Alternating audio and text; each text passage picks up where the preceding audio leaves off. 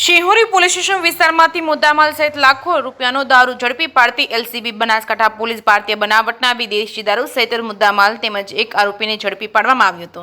ખીમણા જસાલી road પર નાકાબંધી દરમિયાન Creta ગાડી દારૂ સહિત કુલ 10,23,349ના મુદ્દામાલ સાથે ઝડપી પાડવામાં આવ્યો હતો, જેમાં બિયરની કુલ બોટલ નંગ 857 જેની કિંમત ₹3,93,349 તેમજ ક્રેટા ગાડી 6,25,000, મોબાઈલ ફોન 5,000 જેઓની વિરુદ્ધ શિહોરી પોલીસ સ્ટેશન ખાતે કાયદેસરની કાર્યવાહી કરવામાં આવી છે। ક્રાંકેજ તાલુકાના શિહોરી પોલીસ સ્ટેશન વિસ્તારમાં ક્રેટા ગાડી નંબર GJ05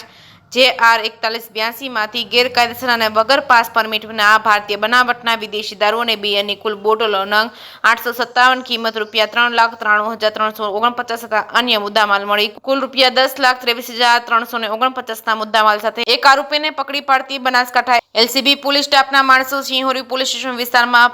પોહીલગત પેટ્રોલિંગમાં હતા તે દરમિયાન બાતમી હકીકત આધારે મોજે ખીમણા જસાલી રોડ ગામની સીમમાં નાકાબંધી દરમિયાન આરોપી નરેશભાઈ રતનભાઈ રબારી રહે કાસવી તાલુકો થરાદ વાળો પોતાના કબજા ભોગવટાની